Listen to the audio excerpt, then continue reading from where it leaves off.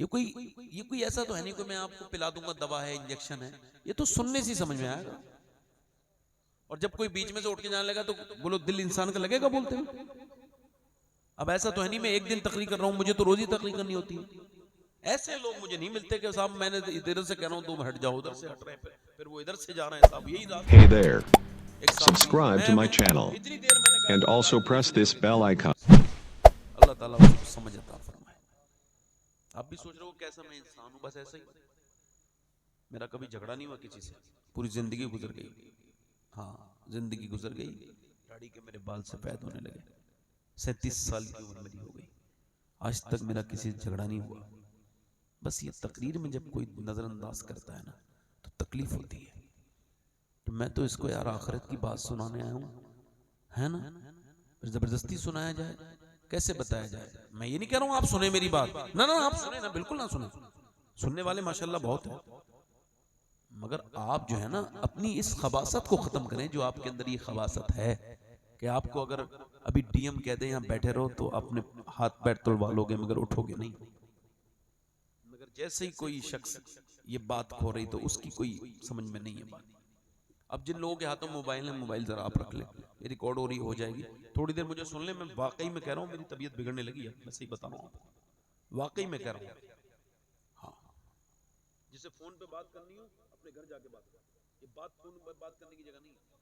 मैं भी अभी फोन अपना खोल के बात करने लगूंगा तो इसमें मेरे भी फोन आए हुए हैं, आपको दिखाऊं अभी की मिस कॉल है। नहीं मैं कह रहा हूं ना आपसे, अगर ऐसी कोई बात है तो मैं आपको अभी की मिस कॉलें दिखा देता हूं कि मेरे पास भी मिस कॉलें हैं कि नहीं है। ये अभी उठा लूं कहो तो फोन, क्या बात है यार, यहां बैठ के बात कर रहे हो, इतनी बातें समझा रहे हैं फिर भी नहीं। ऋषि पढ़ लीजिए अल्लाह।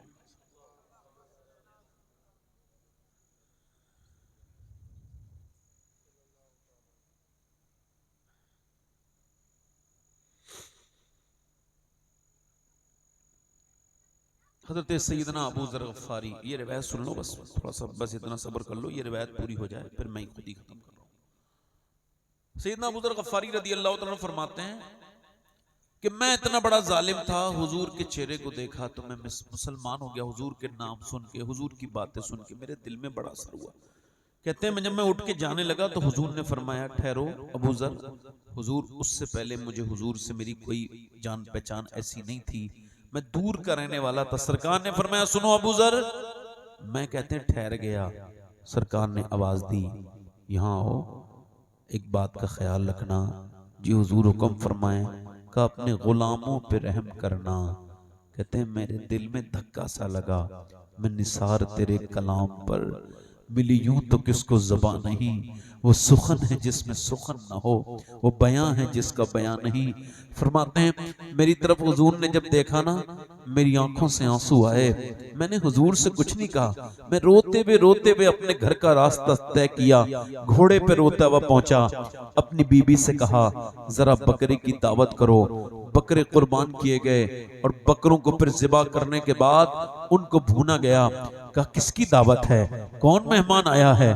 कहा आज मैं अपने गुलामों से जरा उनकी दावत करना चाहता हूँ। कहते हैं गुलाम आके 20-22 गुलाम मेरे बैठ गए, मैंने उनसे कहा खाओ, तो उसमें से जो बूढ़ा गुलाम था वो हाथ जोड़ के बोला अगर तुझको मारना है तो ऐसे ही मार ले, देख तू हमारे ऊपर ऐसे खाना खिला के जुल्म करेगा तो मैं बूढ़ा हो गया हूँ, मेरी हड्डियां अब बर्दाश्त नहीं कर सकती, तुझको मारना है तो ऐसे ही मार ले। और फिर मेरे सामने फूट के रो के बोला देख मेरा अब हौसला नहीं है पिटने का, तू मुझे न मारा कर। कहते हैं जब वो रोया ना तो मैं उसके सामने जाके बोला तुम खाना खाओ, मैं तुम्हें मारूंगा नहीं।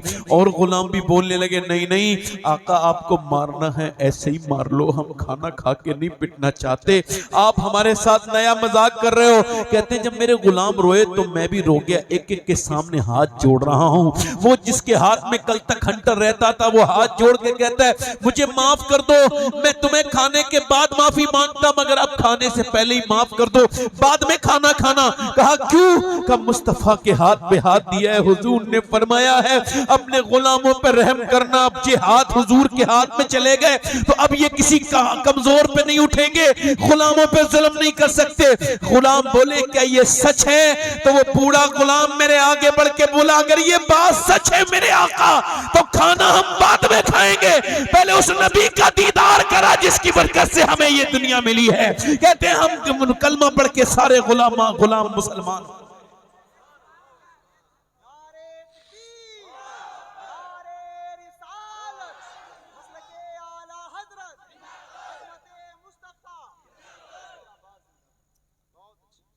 हुजूर ने आखिरी हज के मौके पे फरमाया मैंने सहाबा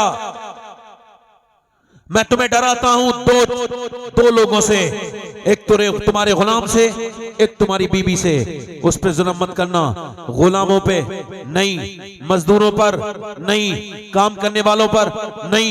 रहम करोगे अल्लाह तुम पे रहम करेगा, तुम अगर रहम नहीं करोगे तो याद रखो तुम्हारी तरफ बर्बादी बढ़ेगी। रहम करोगे तभी अल्लाह तुम पे रहम। इधर देखो सैयदना, अब जरा गौर करो, एक मेरे नबी ने फरमाया अपनी बीवियों पर रहम। आज लोग बीवियों पर रहम नहीं करते, ये बात भी मैंने करनी है, मेरी तरफ देखो।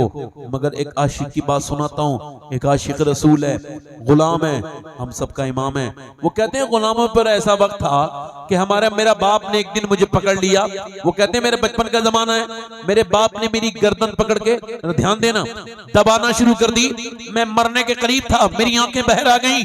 मेरी मां आगे जाके बोली क्या तू जान से मार देगा मेरे बेटे को? क्यों मार रहा है?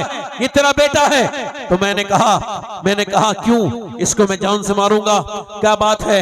वो मेरा बाप मुझे छोड़ता नहीं था। मेरी माँ बोली छोड़ दे, बड़ी मुश्किल से हटा, मेरी दम में दम आया, मुझे सांस आने में दिक्कत हुई। मेरी माँ ने कहा क्यों मार रहा है? ये तेरा सगा बेटा है। इस वजह से मार रहा हूँ कि मैं नहीं चाहता ये भी मेरे तरह जिंदगी जिए। क्या मतलब? कल मेरे आका ने जिसका मैं गुलाम हूँ मारा था, इस वजह से कि मैंने उसका ऊंट जो है वो छांव में नहीं बांधा था। आज ये कह के मारा है कि तूने आज मेरी बगैर मर्जी के क्यों बांध दिया। अब मैं ये बताओ, मैं उसने अपनी पीठ के ऊपर से जब कुर्ता हटाया तो वो कहते हैं मेरे बाप की पूरी पीठ पर निशान थे, और वो पूरी ऐसे निशान थे कि मेरे बाप की पूरी खाल उधड़ी हुई थी। वो रो के बोला मैं नहीं चाहता मामा, मैं नहीं चाहता कि मेरा बेटा भी वैसे ही जिंदगी गुजारे जैसी मैं गुजारता हूँ।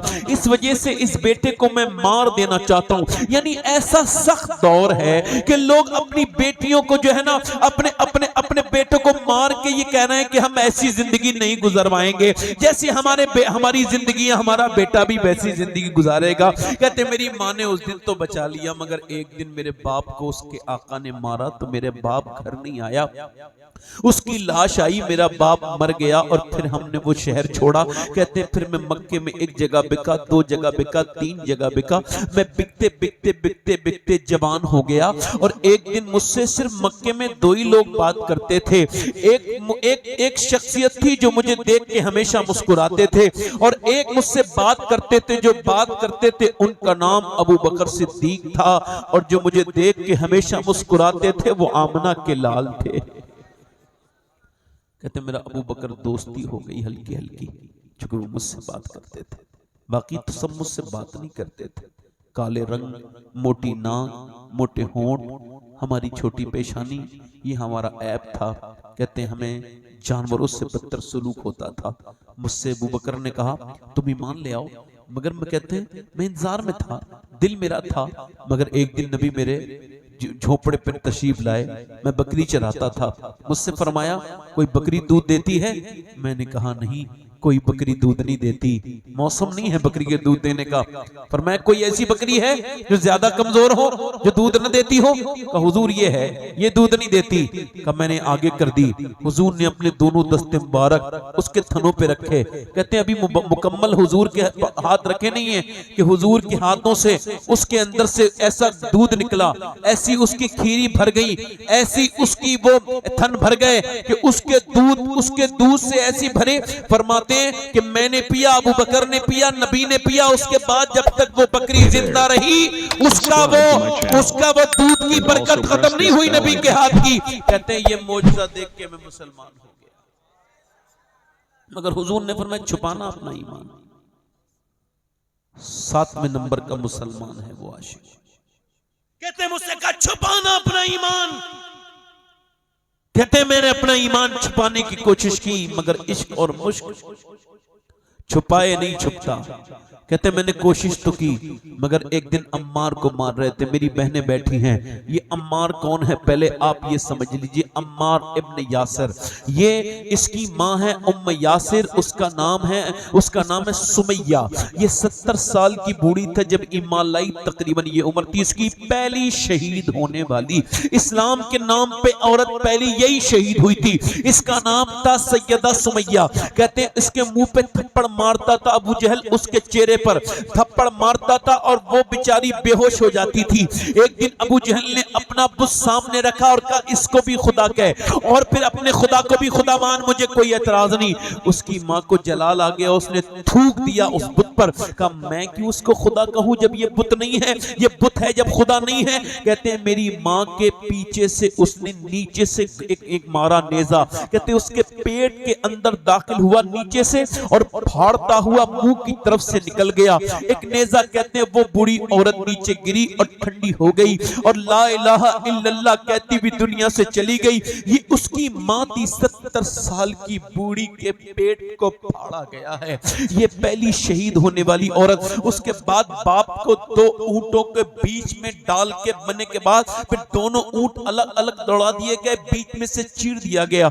अब सुनो मेरे भाइयों मेरे दोस्तों, ये जुल्म की दस्तान है कि हजरत सैयदना अम्मार पे मारी जा रही है। मार अबू जहल मार रहा है, उतबा मार रहा है, शैबा अबू सुफियान मार रहा है। मारते मारते मारते मारते उसकी खाल, मगर वो कहता है मैं इस्लाम नहीं छोड़ूंगा। मारने वाले थक गए, मारते मारते पिटने वाला नहीं थका।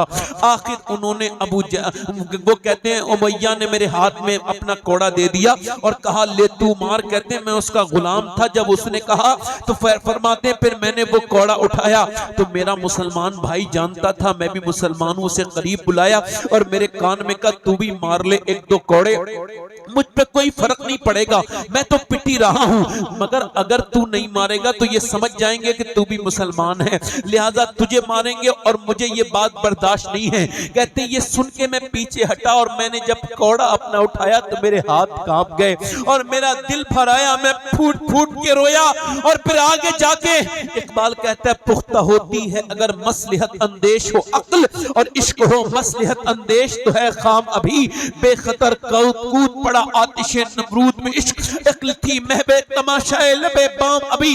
कहते मैं आगे बढ़ा, आगे बढ़ने के बाद मैं अपने अम्मार से जाके चिपट गया और मैंने कहा यार मोहब्बत साथ में करते हैं मदीने वाले से तो मार भी साथ में ही खाएंगे मेरे भाई, तू अकेला नहीं पिटेगा, तेरा भाई भी तेरे साथ पिटेगा।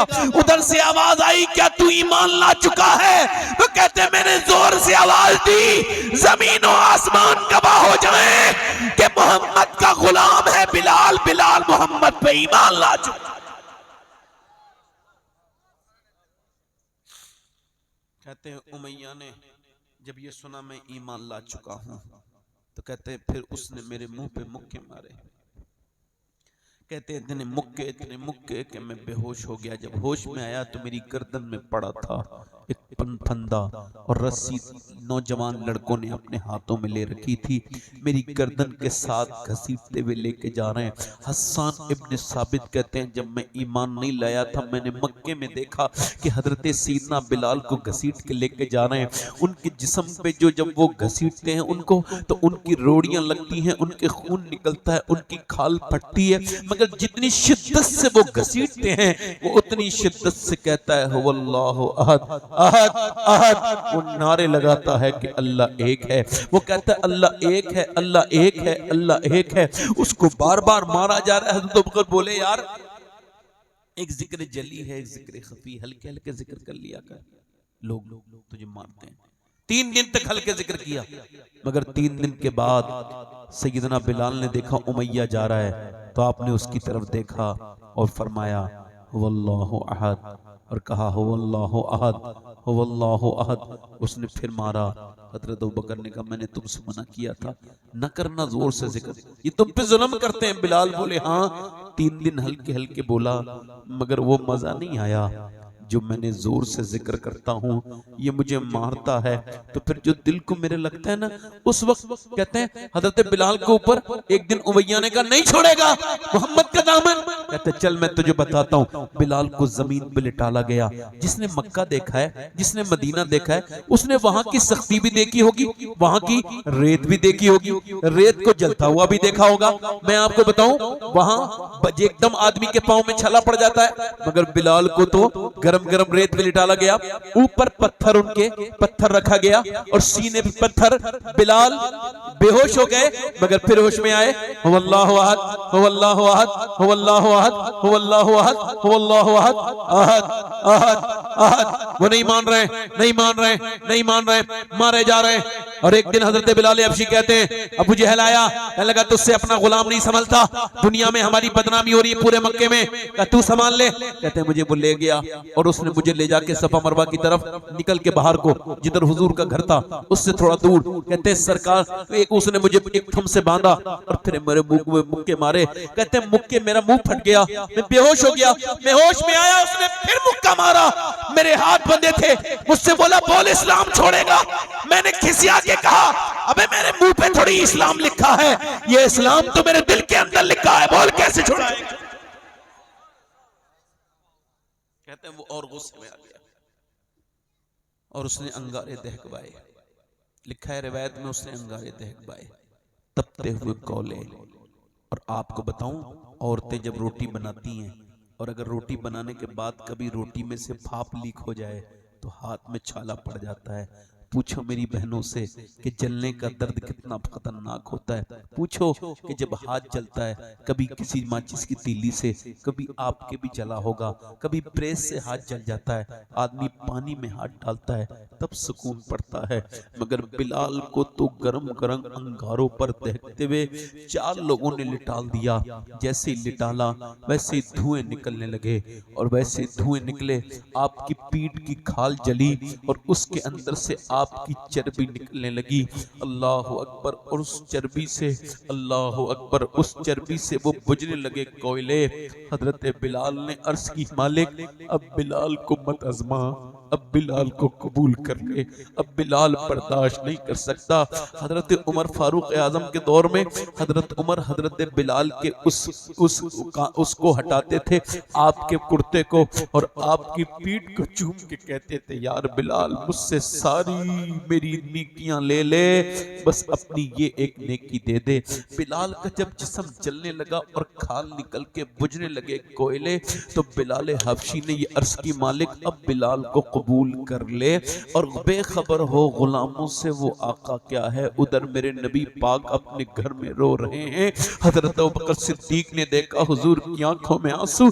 या रसूलुल्लाह क्यों रोते हैं? फरमाया मेरे पास अगर पैसे होते तो मैं अपने बिलाल को खरीद लेता।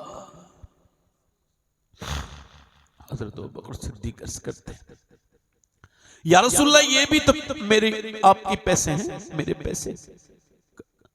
हजरत अब्बास से कहा पूछ के आओ कितने का बेचेगा। कहने लगा परेशान हो गया हूं इस बिलाल से, 50 दीनार का बेच दूंगा, ले लो मुझसे, सोने के सिक्के ले आओ 50। हजरत बिलाल को खरीदने के लिए हजरत अब्बास ने सौदा कर लिया, सौदा पक्का हो गया। हजरत अबू बकर बोले लो, उसने कहा तुम खरीदोगे?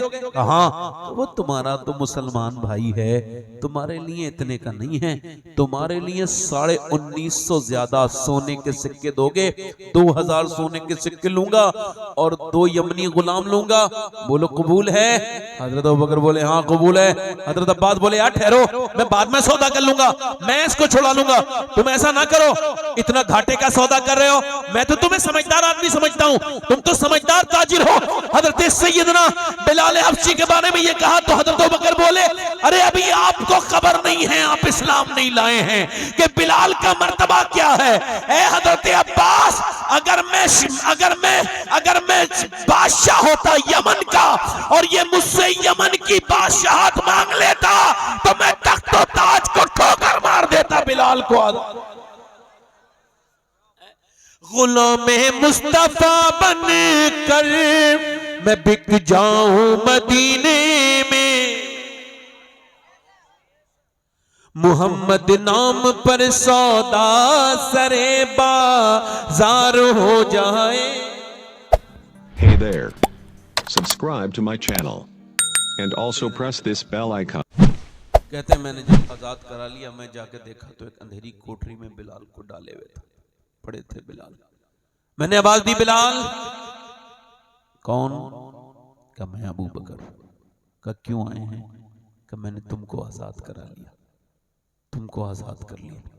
बिलाल चलो। कहते हैं अच्छा मेरे भाई, तो ऐसा करो मुझे सहारा दे के उठाओ, मुझसे उठा नहीं जाता।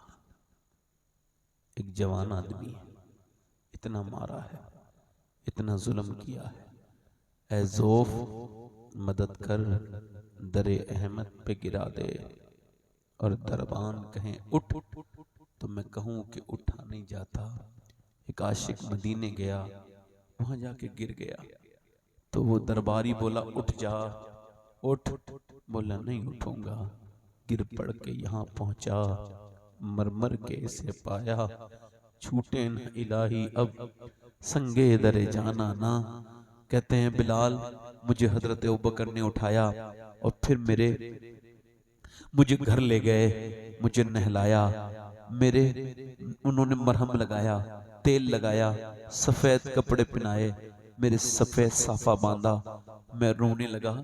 अबू बकर की ये मोहब्बत देख के बोले तुमको जितना रोना है यहीं भी रो लो, मगर हुजूर के सामने न रोना। कहते हैं हजरत सईदना बिलाल हबशी कि मैंने कहा ठीक है, मगर मुझसे तो नसीहत कर रहे थे। खुद जब गए हुजूर की बारगाह में, हम जब पहुंचे तो सरकार ने नजर उठा के देखा, अल्लाह अकबर। कहते हैं अबू बकर फूट फूट के रोए, हुजूर मैं अपने भाई को आजाद करवा लाया, देखे मैं आपके बिलाल को ले आया। कहते हुजूर ने दोनों पांव फैला दिए, दोनों पांव फैला दी, दोनों हाथ फैला दिए। कहते हैं मैं करीब गया, हुजूर ने मेरे कहा सीने से लग जा। कहते हैं मैं हुजूर के सीने से लग गया। अब सारे गम सुनाने लगा, एक एक बात सुनाने लगा। मैं कहता हूँ बिलाल हबशी मैं आपके कदमों पे कुर्बान जाऊं, मेरे बच्चे मेरी नस्लें, कि हम लोग तो मदीने के दरो दीवार से चिपट के रोते हैं, आप तो मेरे सरकार से चिपट के रोए हो। क्या तेरा नसीब है, तेरे कदमों की धोबन हमारे लिए बड़ी बात है। ऐ हजरत बिलाल हबशी, कहते मैं रोता रहा, रोता, हुजूर ने मुझे कोई सरकार ने छुपाया नहीं। जब मैं खुद ही ठहर गया, सारा गम हल्के हल्के मेरा दूर हो गया। तो फिर मेरे नबी ने फरमाया आयशा, खतीजा जरा खाना लाओ, खतीजा खाना लाओ। मेरा बिलाल आया, कहते खजूरें आई, मैंने खाना चाहिए, हुजूर की बेटी ने। मैंने कहा नहीं हुजूर मैंने खाना चाहिए। हुजूर ने फरमाया तुम नहीं खाओगे। हुजूर ने अपने मुबारक हाथों से गुट्टी निकाली और फिर मेरे मुंह में गुटली दी, मेरे मुंह में खजूर दी। कहते 3 खजूरें खिलाई हैं। किसी ने पूछा बिलाल कब बताना चाहते हो क्या, कभी तुम भूलते नहीं? कह लगे मैं वो खजूरों का मजा नहीं भूल पाया। बड़े बड़े खाने खाए जो हुजूर ने 3 खिलाई थी। और जब मैं मक्के आए ना, मैं हमने फतह किया मक्के को, जब मक्के को फतह किया हमने, कहते हैं मैं मक्के पे मैं जब मैं गया, हुजूर ने फरमाया मेरा बिलाल आज अजान पड़ेगा। कुफ्फारे मक्का बोले हमारा दिल तो पहले ही जला हुआ है, अब अगर बिलाल अजान पड़ेगा हमारे दिल फट जाएंगे। बिलाल को तो हम काबा नहीं देखने देते थे, वो गुलाम अजान पड़ेगा। कहते हैं सहाबा आए, या रसूल अल्लाह किसी और से अजान पढ़वा ले। लोग कहते हैं बिलाल अजान पड़ेगा, तो बिलाल की अजान से उनके दिल फरमाया मेरे नबी ने खामोश, मेरा बिलाल ही अजान पड़ेगा।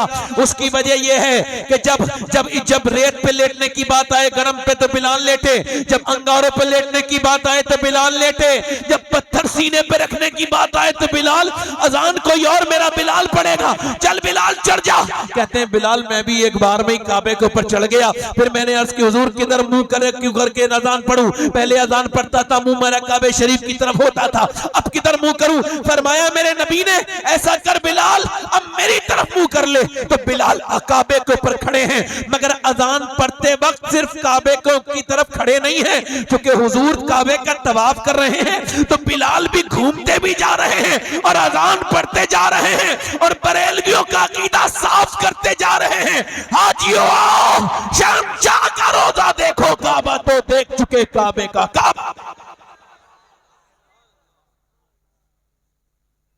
काबा तो देख चुके काबे का, काबा तो देख चुके काबे का।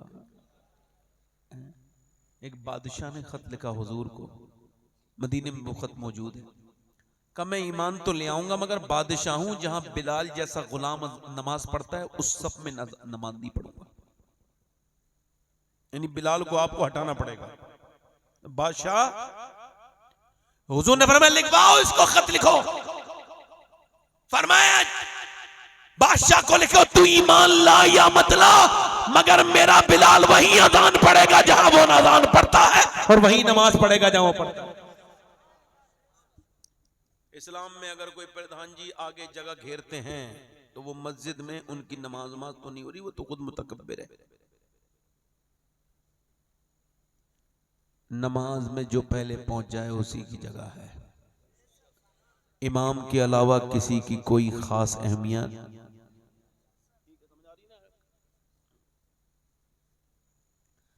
इसका मतलब हुजूर ने गुलामों को आका बना दिया।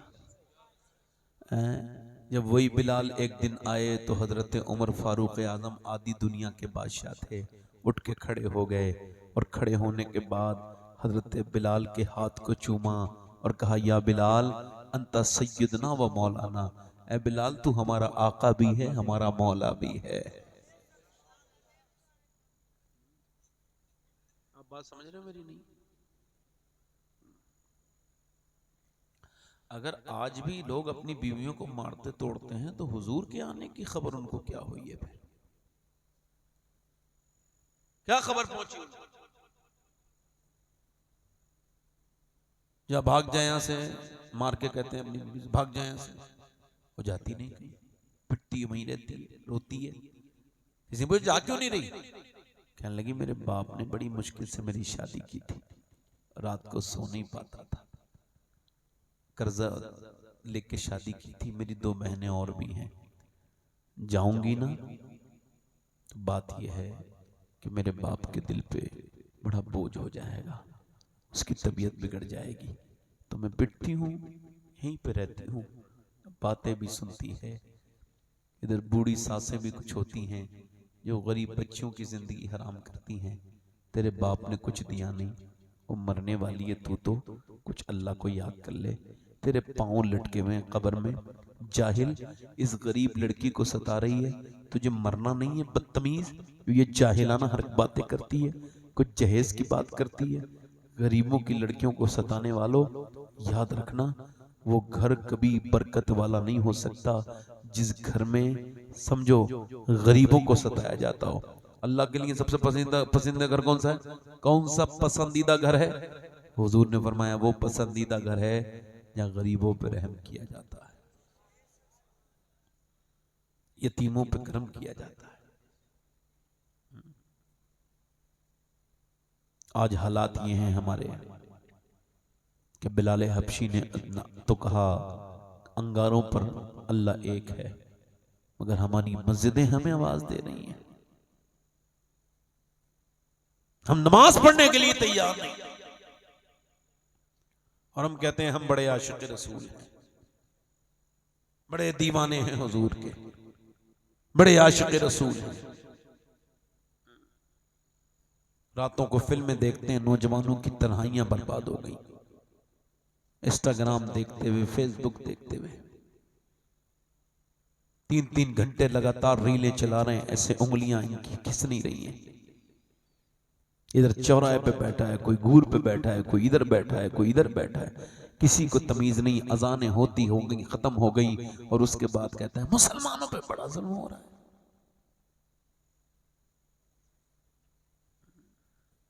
अपने अमल भी तो देखो, शादियां यहूदियों की तरह, नसरानियों की तरह शादियां। अभी मेरी यही तकरीर सुनेंगे, सब कहेंगे सही कह रहे हैं, बस सुनेंगे।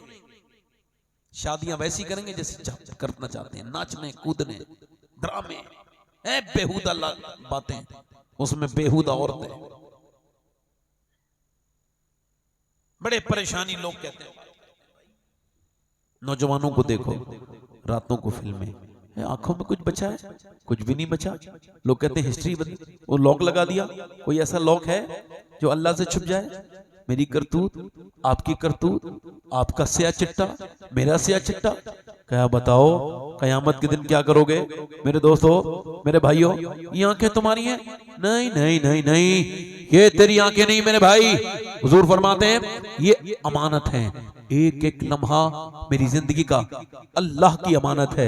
एक एक लम्हा, एक एक सेकंड, एक एक मिनट, एक एक लम्हा, एक एक दिन, सुबह शाम रात, ये सब अमानत है। अमानत की खयानत नहीं करनी चाहिए। मगर आंखों से गंदी फिल्म देखने वालों, सोलो कयामत के दिन मेरे नबी फरमाते हैं आंखें अर्ज करेंगी मालिक तूने दिया तो था इस वजह से कि ये तुझे देखें, और तेरे देखने के लिए थी आंखें, तेरे महबूब के दीदार के लिए, मगर इसने तो गंदा कर दिया, इसने तो गंदा कर दिया। मुझे बताओ, आंखों से देखना आंखों का जिना है, आंखों का जिना है। मेरे नबी फरमाते हैं जो आंखों से जिना करेगा उसकी आंखों में जहन्नम की आग डाली जाएगी।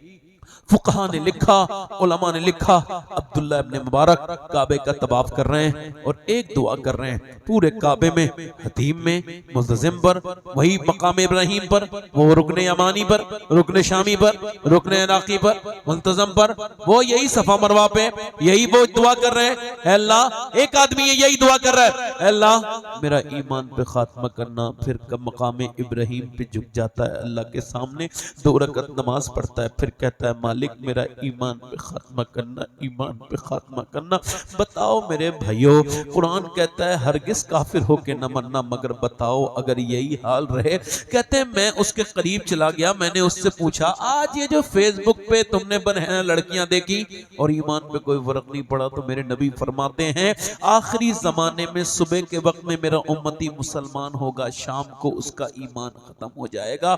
ऐसा हाल होगा आखिरी जमाने में जब नाच गाने के ये जमाने हैं, बदकारियों के जमाने हैं, और इस जमाने में लोग नहीं डरते, उस जमाने की लोग बात करता हूं। कहते हैं मैंने उससे पूछा एक ही दुआ याद है? 3 दिन से लगातार काबे के आसपास एक ही दुआ कर रहा है। क्या तुझको एक ही दुआ याद है, दूसरी कोई दुआ याद नहीं? कह लगे बात यह है हुजूर, वो रोने लगा। मेरे 2 भाई थे, एक ने 40 साल अल्लाह की रजा के लिए अजान पढ़ी, एक ने 35 साल, मगर जब दोनों मरे हैं तो ईमान पे नहीं मरे, बेईमान हो गए। का क्या करते थे वो? का औरतों को बुरी नजर से देखते थे, उनकी आंखों में पासदारी नहीं थी, पाकीज़गी नहीं थी। निगाह की शुरुआत जिना की आंखों से होती है। पहले आंखें देखती हैं, फिर दिल पसंद करता है और शर्मगाह इस फेले बद को कर जाती है। मेरे दोस्तों, मेरे भाइयों, जरा गौर तो करो। अल्लाह अकबर। काबे के दरमियान में एक शख्स रो रहा था और कह रहा था, नौजवान बच्चा लड़का था, बुजुर्ग था, नौजवान क्या था मगर जवानी की उम्र थी। कह रहे थे अल्लाह मुझे बख्श दे, वरना कयामत के दिन मुझे अंधा उठाना, मैं गुनाहों के साथ तेरा तो क्या तेरी मखलूक का भी सामना नहीं कर सकता हूँ। लोगों ने तवाफ रोक के कहा मालिक पहले इस नौजवान को बख्श दे, हम बाद में अब तवाफ करेंगे। जब लोगों ने देखा, सजदे से सर उठाया तो सबकी चीखें निकल गईं। कोई आम आदमी नहीं था, शहंशाह बगदाद सैयदना शेख अब्दुल कादिर जीलानी थे, जो काबे में ये कह रहे थे या अल्लाह मुझे बख्श दे, न मैं गुनाहों के साथ कैसे तेरा सामना करूंगा कयामत के दिन। ये आंखें अगर बोल गई तो बोलो क्या करोगे मेरे दोस्तों। आज मेरी बहनों ने अपने बच्चों को रोते वक्त मोबाइल तो दे दिया, उन्होंने ये नहीं सोचा कि मोबाइल से असर क्या होगा। आपको बताऊं, कैम्ब्रिज यूनिवर्सिटी कहती है कि ये जो औरतें अपने बच्चों को मोबाइल देती हैं रोते वक्त में, ये रोते में मोबाइल नहीं देती हैं, ड्रग्स दे रही हैं, जहर दे रही हैं। बच्चे पागल होते चले जा रहे हैं। माओ की जहालत की वजह से छोटे छोटे बच्चे पागल हो गया। एक बच्चा कर्नाटका का, उससे पूछा डॉक्टर ने तेरी माँ कहाँ है, तो कहने लगा मेरी माँ इसी के अंदर है, इसी पबजी के अंदर। तेरा बाप कहाँ है, इसी फेसबुक के अंदर, इसी मोबाइल के अंदर है, पबजी के अंदर। यानी उसने बचपन से मोबाइल देखा, उसे अपना माँ बाप समझ लिया 5 साल का बच्चा पागल। माँ बोली हाय मेरे लाल मैं तेरी माँ हूँ। कहा नहीं नहीं तू मेरी माँ नहीं है, मेरी माँ वो है जो मेरे साथ रहती थी। मेरे दोस्तों मेरे भाइयों मैं आपसे पूछ रहा हूँ, ये मोबाइलों की दुनिया, ये गंदी तस्वीरें, ये लेटरिनों तक में उस मोबाइल को लेके जाना ये आम बात नहीं है, ये बीमारी है मेरे भाइयों। इससे बाहर निकलो, इससे बाहर निकलो मेरे भाइयों, मेरे दोस्तों, मेरी बहनों। अपनी छोटी छोटी बेटियों को कुरान सुनाओ, खुदा के वास्ता देता हूं तुमको कुरान सुनाओ, उनको कुरान की तालीम दो, उनको दुरूद पढ़ना सिखाओ, वरना ये उम्मत बर्बाद हो जाएगी, कुछ नहीं बचेगा आने वाली नस्लों के पास। याद रखना कुछ नहीं बचेगा। आने वाली नस्लों को अगर महफूज करना चाहते हो तो अपनी बेटियों को, अपनी बहनों को कहो कि कुरान पढ़ो, दुरूद पढ़ो। नाच गाने, फिल्में, गाने बाजे से तुम्हारे ईमान खत्म हो जाएंगे। आने वाले वक्त में तरसा करोगे लोग कलमा पढ़ने वालों के लिए। याद रखना यही हाल रहे तो, क्योंकि पहले की औरतें नेक थी, वो कुरान पढ़ती थी तो बच्चे भी कुरान पढ़ते थे। वो नमाजी होती थी तो माँ से बेटे के अंदर, बेटी के अंदर, बाप के अंदर, बाप जब नमाज पढ़ता था तो बेटा नमाज पढ़ता था। जब माँ नमाज पढ़ती थी तो बेटी नमाज पढ़ती थी। नस्लों में ईमान ऐसे पहुंचता था। आज जरा गौर करें, तवज्जो करें, मैं आपसे एक बात अर्ज कर रहा हूं, मेरी बात पर जरा ध्यान दें। और आपसे खास तौर से कि मियां बदायूं बड़ी बड़ी तारीखी जगह है, वहां से एक औरत हिजरत करके दिल्ली गई और दिल्ली की सरजमीन पे वो औरत रात में रो रही है। उस औरत के रोते देखते उसका बेटा उठ गया। उसका बेटा 8 साल का है, अपनी माँ को सजदे में रोते देख के करीब जाके बैठ गया। जब सजदे के सलाम फेरा, कहने लगा अम्मा क्यों रो रही है, मेरी माँ क्या बात है। माँ ने बेटे को देखा तो कहा मेरे लाल अभी हाथ पे एक छिपकली चढ़ गई थी। कब फिर मैंने क्या देखा कि जब छिपकली मैंने हटा दी, फिर मैंने सोचा अभी आज नहीं तो कल नहीं तो परसों कब तक मैं खैर मनाऊंगी। एक दिन तो कब्र में जाऊंगी, ऊपर से तख्ते लगेंगे और फिर ऊपर से मिट्टी डाल के अंधेरे में मुझे छोड़ के सारे चले जाएंगे। मेरे हुजूर फरमाते हैं कि जब कब्र में रखा जाता है और कब्र में रखने के बाद जब लोग पलटते हैं तो वो जो मरने वाला होता है कब्र के अंदर से आवाज देता है कहां जा रहे हो मेरे दोस्तों, मेरे भाइयों, मुझे अनजान बजा के छोड़ के इस जगह क्यों जा रहे हो। अल्लाह हुजूर फरमाते हैं वो सुनते नहीं कोई, अगर सुन ले तो उसकी मौत पर नहीं, उसकी कब्र पे नहीं, अपनी जिंदगियों पर रोएंगे, जंगलों में निकल जाएंगे। वो औरत बोली मेरे लाडले मुझे उसी कब्र में जाना है, बस आज ये कीड़ा हटा दिया, कल मेरी नाक में और मुझे मुंह में कीड़े चलेंगे तो जब सोच रही हूं उस वक्त में क्या होगा। जो तकरीर कर रहा है ना ये भी एक दिन मर जाएगा, ये जो सुन रहे हैं ये भी मर जाएंगे, जो सुन रही हैं ये भी मर जाएंगी, कोई नहीं बचेगा, सबको मौत आकर के रहेगी, कोई नहीं बचेगा। तकरीर सुनने वाले, करने वाले सब मर जाएंगे, कितना भी दिल लगा ले कोई जिंदगी के साथ, ये जिंदगी वफा नहीं करती किसी के साथ। कितने दिलकश हो तुम, कितना दिलकश हूं मैं, क्या सितम है कि हम लोग मर जाएंगे, ये बने बनाए मकान रह जाएंगे, ये जमीनें रह जाएंगी, ये कारोबार रह जाएंगे, ये कब्रिस्तान में लेटने वाले लोग तुम्हें आवाज दे रहे हैं, रोज उनकी आवाजें सुना करो। वो कहते हैं हम भी कल तक दुनिया के धोखे में थे मगर तुम तो धोखा ना खाओ। ऐ मेरे भाइयों देखो कब्रिस्तान कैसी आबाद जगह आवाज दे रही है। दादा की कब्र अपने पोते को आवाज दे के कहती है ऐ मेरे पोते कल मैं भी पोता था, आज मैं कब्र के अंदर आ गया। आज मियां नाना की कब्र आवाज देती है मेरे नवासे कल मैं भी नवासा था, आज मैं नाना बन के कब्र में आ गया। तू भी कब्र में जाएगा, तेरी किस्मत अच्छी हुई तो नाना बनेगा, वरना ऐसे भी मौत आती है। न जाने कितने मर गए, कितने मर गए, कितने मर जाएंगे। वो रात के वक्त में औरत रो रही है, बच्चे बोला मेरी माँ, अरे ठहर तो जा, तू तो बड़ी है, मैं तो बहुत छोटा हूं, मैं मर गया तो मेरा क्या होगा। तो माँ ने कहा मेरे लाल तू सजदे में जा, अल्लाह तुझे कब्र के अजाब से बचाएगा। बेटा सजदे में जाके रोने लगा। जब बेटा सजदे में जाके रोया तो माँ भी रो के बोली मालिक यहाँ तक लाना मेरा काम था, यहाँ से आगे मेरे बच्चे को कबूल कर लेना ये तेरा काम है। ये मेरा यतीम बच्चा है, मैं इसकी बेवा माँ हूँ मालिक, इस मेरे बेटे को कबूल कर ले, तू बेपना ताकतों वाला है, तू असर देने वाला है, मेरे अंदर कमियां बहुत है, तू बड़ा ही करीब है, करम कर दे अपने महबूब के वसीले से। वो औरत ने जब दुआ मांगी अल्लाह ने बेटे के दिल को बदल दिया, बेटे का दिल बदला, ऐसा बदला, ऐसा बदला, ऐसा बदला, ऐसा बदला, अल्लाह अकबर, ऐसा बदला कि फिर बेटे ने कभी तहज्जुद की नमाज नहीं छोड़ी। माँ जब बेटा जवान हो गया, माँ का विसाल हो गया और फिर उसके बाद बेटे का भी विसाल को 750 साल गुजर गए। दिल्ली की गलियों में जाकर के चेक करो और जाके बादशाहों की बीवियों की कब्रें चेक करो और मुगलों की शहजादियों के उनकी कब्रों के निशान मिट गए, ढूंढने पर भी नहीं मिलेगा। मगर जो रात को रोटी थी उसका मजार 3 बीघा जमीन में बना हुआ है, उसका नाम सैयदा जुलेखा अलमारूफ माई साहिबा है। उसके मजार पे बुध के दिन मेला लगता है और जाके चेक कर लो, बादशाहों की कब्रें मिट गई मगर जो रात को रोता था उसका मजार उसके बेटे का 3 बीघा, उसका कई सौ बीघा जमीन में अकेले का बना हुआ है और उसके मजार पे रोज मेला लगता है। उसके बेटे का नाम निजामुद्दीन महबूब इलाही है।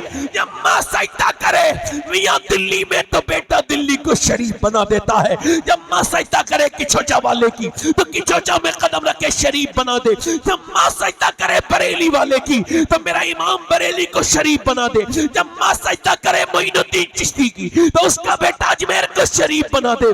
जब मां सजदा करे अब्दुल कादिर जिलानी की उसका बेटा बगदाद को शरीफ बना दे। जब सजदा करे मां इमाम हुसैन की तो उसका बेटा करबला को शरीफ बना दे।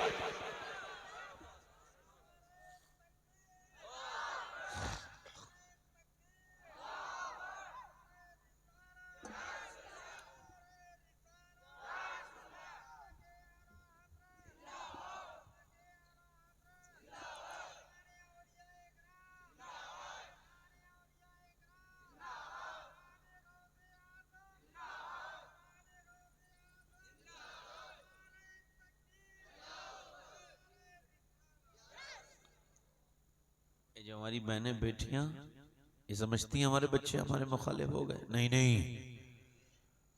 आपने खुद ही इन बच्चों को मुखालिफ बनाया है, तुमने दीन नहीं सिखाया। देखो बच्चा छोटा होता है 2 साल का 3 साल का, बोलना सीखे ना उसको 2 साल के बच्चे को। 1.5 साल का 2 साल का बच्चा जब बोलना शुरू करे ना तो तजर्बा करना। आला हज़रत ने फरमाया उसको अल्लाह का नाम सिखाओ, मगर उसको नाम सिखाओ रब का, उसको नाम सिखाओ। मगर सुनो, आप सिखाओगे मगर सीखेगा नहीं। इमाम गजाली कहते हैं तुम अपने बच्चे से कहना। इसी वजह से हाफिज, कारी, मौलाना, मुफ्ती ये सब माँ बाप के फर्मा बरदार होते हैं। मगर सुनो, जब तुम कहोगे ना उससे, कहो बेटे अल्लाह अल्लाह अल्लाह अल्लाह, बच्चा कुछ बोलना नहीं जानता मगर आपका जवाब दे रहा है अब्बा अब्बा। कह गए नहीं अल्लाह, आप कह रहे हो अल्लाह अल्लाह अल्लाह अल्लाह, वो कह रहे अब्बा अब्बा। इमाम गजाली कहते हैं वो कहता थोड़ी है, उससे अल्लाह कहलवाता, देख तूने इसे मेरा नाम सिखाया है, मैंने इसे तेरा नाम सिखा दिया।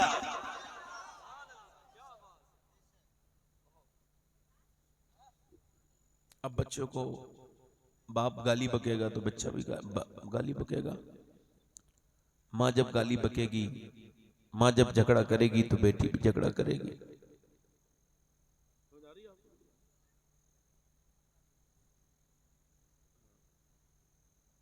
दुरूद पढ़ो। थोड़ी देर और बोलूं, 5-10 मिनट, 1.25 घंटा हो गया मुझे बोलते हुए, आपको एहसास तो नहीं हुआ? थोड़ी देर और बोलता हूं। अल्लाह ताला आपको सलामती अता फरमाए। अल्लाह अपना फजल फरमाए, करम फरमाए। मेरी बहनों से कहो कि वो अपने बच्चों को जरा और खुद को भी तब्दील करें, कुरान पढ़ा करें। बरकतें मियाओं के ताबीज से नहीं आती, बरकतें कुरान की पाबंदी से आती हैं। अब लोग रेडीमेड दवा चाहते हैं, बहुत जल्दी वाली दवा, और बहुत जल्दी वाले ही मियाँ चाहते हैं एकदम काम कर दे। इसी वजह से जादूगरों के पास भी मुसलमान बुर्के वाली औरतें मिलती हैं। ईमान कमजोर हो गए, बाबों के पास जा रही हैं, जाहिलों के पास जा रही हैं, ये जादू करने वालों के पास जा रही हैं, अपने आदमी को मुट्ठी में करने के लिए पूछ रही हैं, मुझे कोई ऐसा अमल बता दो, कुछ कर दो मियां ताबीज़ के मेरा आदमी मुट्ठी में आ जाए, मेरी बेटी का आदमी मुट्ठी में आ जाए। और सुनो, और काम मुट्ठी से बाहर ले जाने कर रही है, वो भी कह रहा है ठीक है मैं कर दूंगा, ऐसा मेरे पास है, हालांकि उसको खबर है इससे होने वाला कुछ नहीं, उसकी वाली खुद उसकी मुट्ठी में नहीं, मगर दिल के खुश रखने को गालिब ये ख्याल अच्छा है, ये उसको तावीज़, ये मियाँ को पैसे दे दे, इतने पैसे दे देगी तो काम हो जाएगा। मेरी बहन ये बता, तुझसे पूछना चाहता हूँ तुझको किसका तरीका इख्तियार करना था, तुझको ये बता किसकी बात माननी पड़ी, किसकी बात माननी थी जब परेशानी आई, जब तुझे कोई तकलीफ थी तो तुझे किसके नक्श कदम पे चलना था, कौन से बाबा के पास जाना था। आओ पूछते हैं नबी की बेटी सैयदा फातिमा से, ए रसूल की बेटी जब घर में परेशानी हो, ए मेरे नबी की बेटी जब कोई तकलीफ हो, जब कोई रास्ता नजर ना आ रहा हो तो क्या किया जाए। तो मदीने से फातिमा की सैयदा फातिमा आवाज दे रही है, मदीने से हुसैन की मां ने आवाज दी, मेरे नाम मेरे अब्बा की उम्मत की लड़की कहीं ना जाए, घर में ही मुसल्ला बिछाए, अल्लाह उसकी उसी का मुसल्ले पे करम।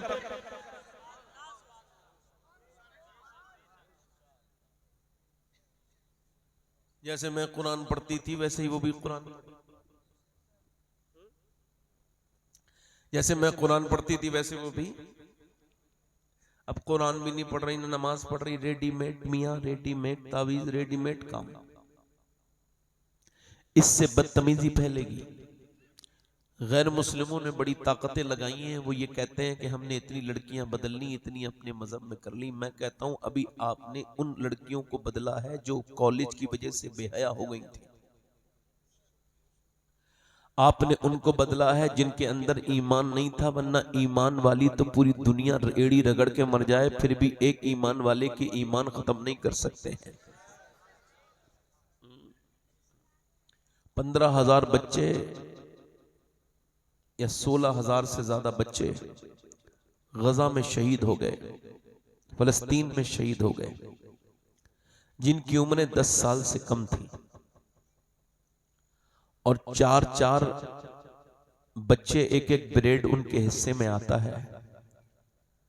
जब वो रोजा रख के माँ बाप दौड़ते हैं खाने के पीछे तो ऊपर से बम गिरता है, वो सारे शहीद हो जाते हैं। मगर मैं सैयद हूं, मैं अपनी बहनों के लिए बता रहा हूं जिनको अपने चेहरे पे सर ढकने, चेहरा ढकने से प्रॉब्लम है, जिनको घबराहट महसूस होती है, जिनको घुटन लगती है, जिनको फैशन ने बेपरवाह कर दिया, जिन्हें कब्रों से डर नहीं, जिन्हें हुजूर से मोहब्बत नहीं, उन बेवकूफ बेहया। और वो मेरे उन बहनों को बता रहा हूँ जो इंस्टाग्राम पे रीलें बना रही हैं, ये जो बेहुदा औरतें हैं, इन सब से कहता हूँ ये जितनी इंस्टाग्राम में फॉलोइंग बढ़ाने के चक्कर में अपने जिस्म की नुमाइश कर रही हैं, ये अच्छे अच्छे खानदानों की बेटियां जिनकी माएँ बेशरम आ गई तो इनकी दादियों की नहीं मानी, अपनी माँ की मानी, बर्बाद हो गई। इन बेटियों के लिए बता रहा हूँ कि मैं सैयद हूँ, अल्लाह का शुक्र है, मगर फिर भी अगर मुझे कोई एक औरत का उनमें से जो फलस्तीन की है जिसने ये बयान दिया है जूता ला दो, तो मैं ये वसीयत करके मरूंगा कि जब मैं मरूं तो मेरे सीने पे ये जूता रख देना, ताकि मैं जब कब्र में जाऊं तो इसकी वजह से मेरी बख्शिश हो जाए। अल्लाह मुझ पर रहम करे। किस लड़की का मालूम है? उन लड़कियों में से किसी एक का जिन्होंने ये बयान दिया है कि हम जब रात को सोते हैं तो बुर्का ओढ़ के सोते हैं। कहा क्यों? का ऊपर से बम गिरता है तो पूरा घर मलबे में तब्दील हो जाता है, हमारी लाशें निकलती हैं, तो हम ये सोच के बुर्का ओढ़ के सोते हैं कि जब सुबह को हमारी लाशें निकलें तो बेपर्दा नहीं होनी चाहिए, पर्दे में होनी चाहिए। अब रब के सामने जाएंगे, हुजूर की बेटी को क्या मुंह दिखाएंगी? वो मेरी बहनें, वो मेरी बेटियां उस ज़ैनब को क्या मुंह दिखाएंगी जिसने करबला के मैदान में उसके बेटों की लाशें आई, उसने फिर भी कुरान पढ़ा, उसने अपने भाई के जिस गर्दन को कटते हुए देखा वो कुरान पढ़ती रही।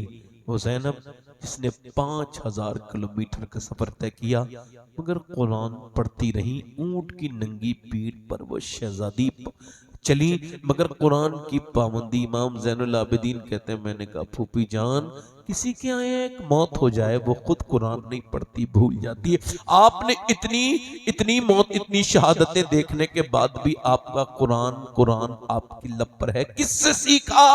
तो सिखाने वाला उस्ताद बड़ा हो तो शागिर्द भी मजबूत होता है। ये किससे सीखा कुरान? आवाज आई अपनी माँ फातिमा से सीखा, अपने बाप अली से सीखा। जब कोई बेटी आके तुम्हारे घरों में कुरान पढ़ना शुरू कर दे, बहू कोई आए ना नई नई, और नई बहू आने के बाद फिर कुरान भी तलाश करे और मुसल्ला भी तलाश करे, तो तुम्हें मुबारक हो, तुम्हारे घर में बरकतें आ गई हैं। और अगर नई बहू आकर के फिल्में देखे मोबाइलों पे, तो समझ लो तुम्हारी नस्लें अब बर्बाद होने वाली हैं। ये मैं हर तकरीर में इतनी ही दिल से क्यों करता हूँ, इसकी वजह यह है कि हो सकता है ये तकरीर मेरी जिंदगी की आखिरी तकरीर हो, तो फिर मेरा रब चाहे तो हुजूर की बारगाह में जब जाऊं कब्र में, अल्लाह करे खैर से वो दिन लाए। अच्छे खात्मे की पहचान में पढ़ रहा था, नबी पाक ने फरमाया मरते वक्त जिसकी आंखों में आंसू आ जाएं और पेशानी पे उसके पसीना आ जाए, तो समझ लो वो खौफ खुदा से मरा है और ईमान पे इंतकाल हुआ है। जिसकी आंखों में आंसू आ जाए, अल्लाह ताला हम सबको ईमान की मौत अता करे। मेरे दोस्तों, मेरे भाइयों, बस मेरी तकरीर यहीं पे अपने इख्तिताम को पहुंचती है। अल्लाह ताला आपको सलामती अता करे, अपनी जिंदगी में तब्दीली लाओ। अभी 6 महीने हुए हैं, मैंने अपनी अम्मी को कब्र में रखा है। जिसने मुझे 9 महीने पेट में रखा, उसे मैंने कब्र में रख दिया, और वो चली गई अजीम शान खातून। वो अजीम खसारा हुआ कि जिसका कोई अब बदला दुनिया में नहीं है। मेरे तो न माँ है न मेरे वालिद हैं। 25-24 साल हो गए मेरे वालिद को दुनिया से गए हुए तकरीबन, और मेरी माँ को 6 महीने हो गए। आपको ये बात बता रहा हूँ, अगर माँ बाप जिंदा है तो बाद में बड़ा अफसोस करते हैं लोग, तो कोई फायदा नहीं होता। माँ की ठंडी कब्र की मिट्टी से लिपट के रोने से क्या फायदा, जब जीते जी उसको सताया, तकलीफें दी। तकलीफ बाद में एक साहब को मैंने देखा कब्र पे बैठे हुए रो रहे थे। क्यों रो रहे हो? कहा अम्मी की याद आ रही है। मैंने कहा तुम्हारी वजह से उसको शुगर हुआ, तुम्हारी वजह से वो बीमार हुई, घुट घुट के मर गई, पैसे नहीं देते थे उसे, मोहताजों की जिंदगी गुजार के मरी है। अब मर गई तो उसको भी क्या लगता होगा तू कितना बड़ा ढोंगी है कि माँ के लिए अब तुझे याद आई है माँ। अब जब तो अपनी बीवी के डर की वजह से माँ के पास जाने से डरता था, बीवी की डर की वजह से माँ से बात नहीं करता था। लानत है ऐसे बदबख्त जालिम जाहिलों पर जो अपनी बीबियों के डर की वजह से अपनी माँ से बात नहीं करते। 1000 बार लानत भेजता हूं। ऐसों की जबानें इससे ऐसे निकालनी, हाथ से पकड़ के निकाल लेनी चाहिए हाथ से, जो अपनी माँ के खिलाफ बात करते हैं, बाद मरने के रोते हैं, ढोंग करते हो। जीते जी बाप से बात नहीं की है?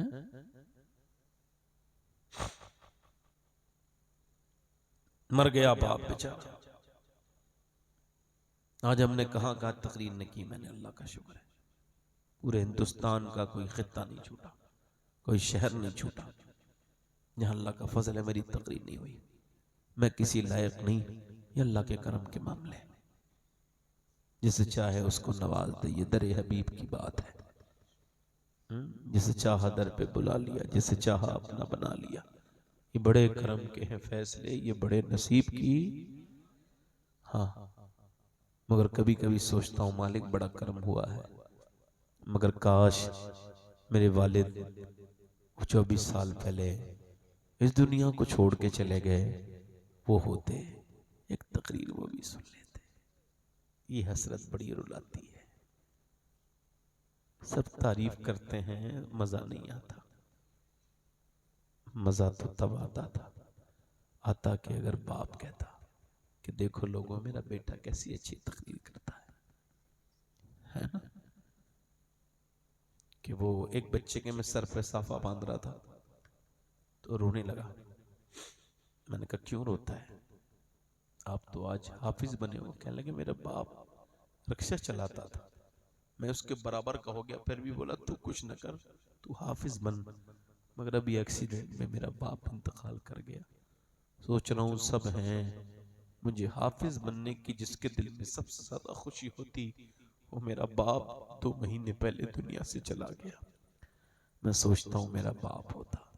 ये अफसोस रह जाते हैं, रुलाते हैं, दर्द देते हैं, तकलीफ देते हैं। मगर अगर आपके माँ बाप हैं तो जिंदगी बनाओ, उनसे दुआएं लो।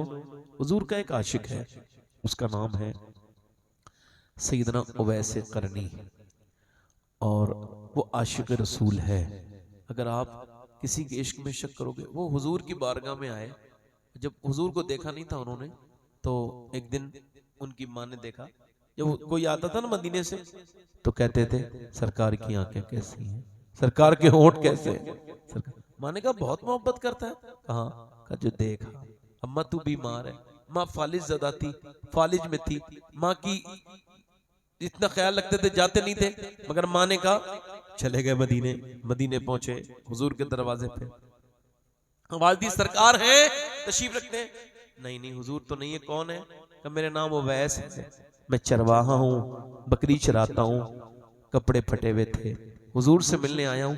कि सुबह तक ठहर जाओ, सरकार आएंगे, सुबह मिल लेना। अर्ज की सुबह नहीं रुक सकता, माँ से वादा करके आऊं, 3 पहर का टाइम दिया है माँ ने, टाइम हो गया, हो जाएगा जब तक पहुंचूंगा।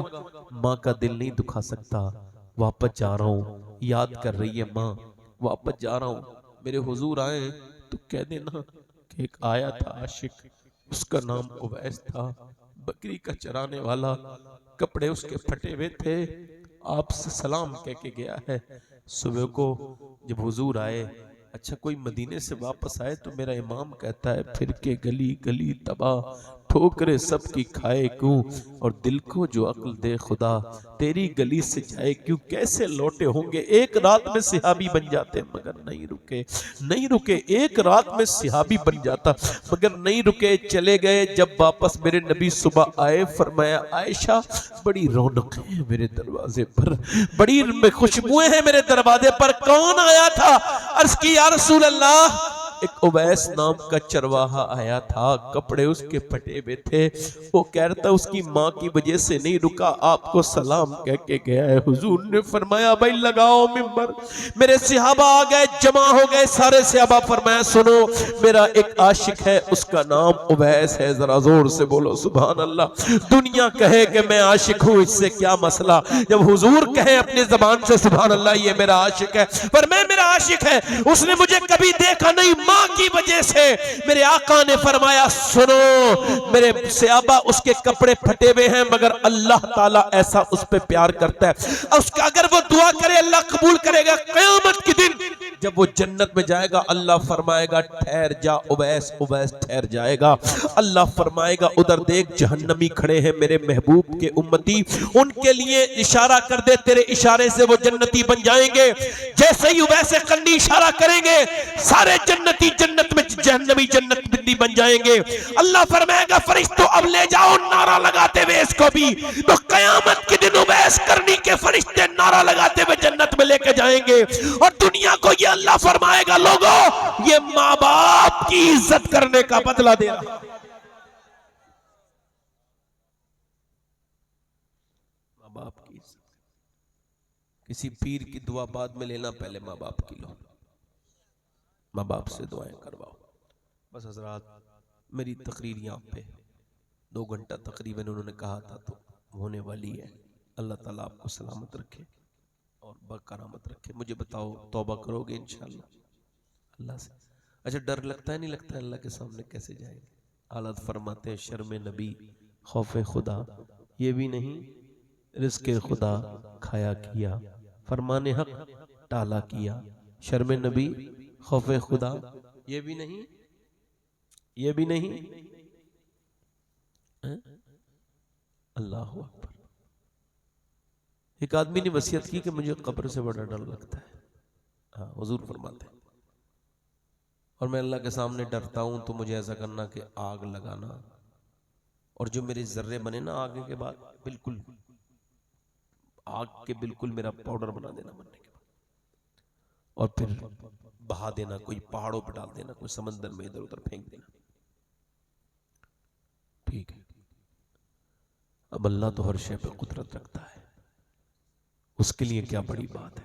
उसने ये सोच के कि मैं अल्लाह के सामने जाऊंगा ही नहीं, अब सुनो, उसको उसके बेटों ने मरने के बाद जलाया, उसकी राख भी फेंक दी उधर दरसम में।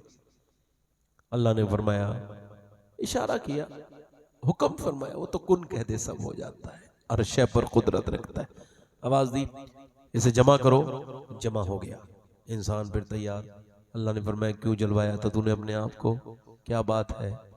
तो वो बोला, मालिक तेरे सामने कैसे आता, डर लगता था, मुजरिम था, रातों को गुनाह किए थे, शर्म आती थी तेरे सामने जाने से, इस वजह से अपने आप को जलवा लिया।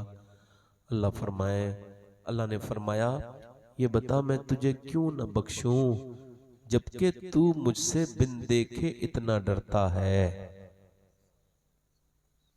मैं तुझे क्यों न बख्शूं। बस मेन बात है डरने की, डरा करो उससे, अपनी मौत के बारे में सोचा करो, कब्र के बारे में। बताओ कितने लोग ऐसे हैं जो हुजूर के नाम पे जान दे सकते हैं? दोनों हाथ उठा के बताएं, जान दे देंगे? चलो नीचे हाथ करें। जो जान दे सकते हैं, कुछ भी कर सकते हैं, है ना? अब एक दूसरे की तरफ ना देखना, मुस्कुराना नहीं। कितने लोग ऐसे हैं जो जान भी दे देंगे, और कितने लोग ऐसे हैं जो आज से अपने नबी के नाम पे पूरी दाढ़ी भी रखा लेंगे, इस महफिल में खड़े हो जाएं। जो नबी के नाम पे दाढ़ी रखा है वो इस महफिल में खड़े हो जाएं। जो दाढ़ी, जो जान दे सकता है, कुछ भी कर सकता है। कौन है वो आशिक रसूल जो इस महफिल में उठ के खड़ा हो, मैं आज से नबी के नाम पे जान भी दे सकता हूँ और पूरी दाढ़ी भी रखा सकता हूँ? है कोई आशिक रसूल जो खड़ा हो जाए इस महफिल से? कौन है वो? पहला आशिक रसूल। इधर आ जाओ, इधर। एक दूसरा आशिक रसूल है, खड़े रहो। दूसरा है कोई हुजूर का आशिक, मैंने नबी का इधर से आगे से पीछे से, मेरा भाई दाढ़ी कटाना मुंडाना एक ही बराबर है, जिसके एक मुट्ठी दाढ़ी न हो, पूरी दाढ़ी करने के लिए खड़ा हो जाए। है कोई आशिक रसूल इस महफिल रसूल में? कोई दूसरा आशिक रसूल है? कोई दूसरा दीवाना है? कोई दूसरा जो खड़ा हो जाए और कहे, अब तक जिया था सभी के लिए, आज से जीऊंगा नबी के लिए? क्योंकि ताजु शरिया कह के गए, जिंदगी ये नहीं है सभी के लिए, जिंदगी है नबी की नबी के लिए। है कोई दूसरा आशिक रसूल महफिल रसूल में? नबी का आशिक, मेरे हुजूर का चाहने वाला, आ जाओ आगे, आ जाओ। दो, सुभान अल्लाह बोलो, सुभान अल्लाह। कोई तीसरा है?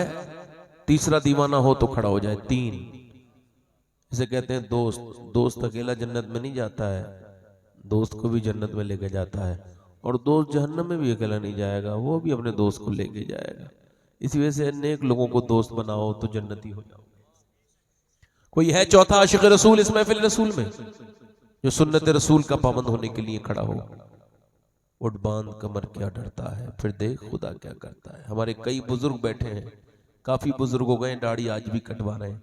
मेरे भाइयों, दाढ़ी कटाना मुंडाना एक ही बराबर गुनाह है। दाढ़ी पूरी एक मुश्त होनी चाहिए। कोई चौथा आशिक रसूल हो, कोई नौजवान लड़का हो, शादी से पहले अच्छी लड़की के साथ शादी करनी अगर चाहते हो, अच्छी लड़की मिले, खराब लड़की से बचो, तो ऐसा करो, दाढ़ी पहले रखा शादी करने से पहले। क्योंकि बिगड़ी हुई लड़कियों को दाढ़ी वाला पसंद नहीं होता, दाढ़ी वाले को वही पसंद करती है जिसे मदीने वाला पसंद हो। है कोई चौथा आशिक रसूल नबी का आशिक जो दाढ़ी दिखाने के लिए चौथा खड़ा हो जाए? है कोई? तीन हो गए।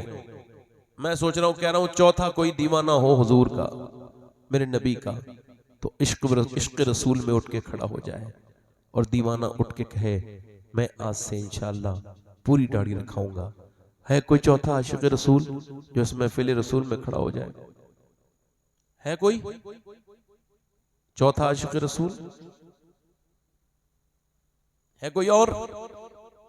एक बार और कह रहा हूं, चार यार हैं हुजूर के, उन्हीं की निस्बत से चौथा, जिसके छोटी दाढ़ी हो पूरी कर ले, ये भी पूरा ही सवाब है। जिसके एक मुट्ठी से कम हो, नाप के देख ले, उसकी भी दाढ़ी छोटी है, वो भी दाढ़ी मुंडाने वाले के हुक्म में है। कोई चौथा आशिक रसूल हो तो वो खड़ा हो जाए और उठ के अपनी नबी की सुन्नत पे अमल कर ले। है कोई और चौथा? एक बार और कह रहा हूं, है कोई चौथा? देखो भाई, इधर आ जाओ, इधर आ जाओ बेटे।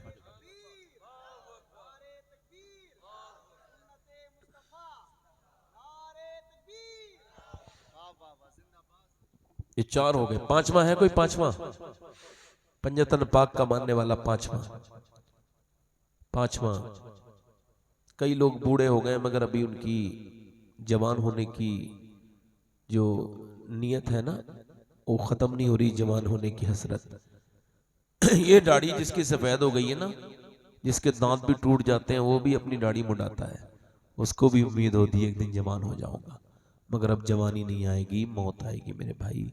सफेद दाढ़ी होने का मतलब यही है, मौत आ जाएगी। हाथ पैरों में ताकत कम होने का मतलब मौत आ जाएगी। बीमारियां बढ़ने का मतलब है। कोई पांचवा आशिक रसूल जो इस महफिल रसूल में खड़ा हो जाए, अपने दामाने शफात में छुपाए रखना, मेरे सरकार मेरी बात बनाए रखना। पढ़ो, मेरे सरकार मेरी बात।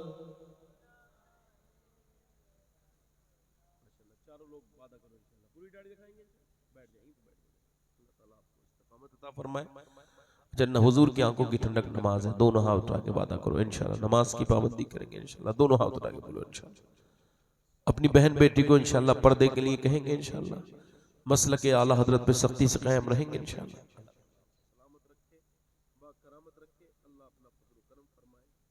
अपनी मेहरबानियां करे, ये अल्लाह ताला अपना फजल फरमाए। ये पौन बज गया, तौबा करें मेरे साथ। ला अस्तगफिरुल्लाह अस्तगफिरुल्लाह रब्बी मिन कुल्लि ज़म्बिन व अतूबु इलैह। पढ़ लीजिए ला इलाहा इल्लल्लाह ला इलाहा इल्लल्लाह ला इलाहा इल्लल्लाह ला इलाहा इल्लल्लाह ला इलाहा इल्लल्लाह। अल्लाह अल्लाह अल्लाह अल्लाह अल्लाह अल्लाह अल्लाह ला इलाहा इल्लल्लाह मुहम्मद रसूलुल्लाह सल्लल्लाहु तआला। आपका बहुत शुक्रिया। अल्लाह ताला आपको जज़ा दे। आपने मेरी तकरीर सुनी, हम सबको अमल की तौफीक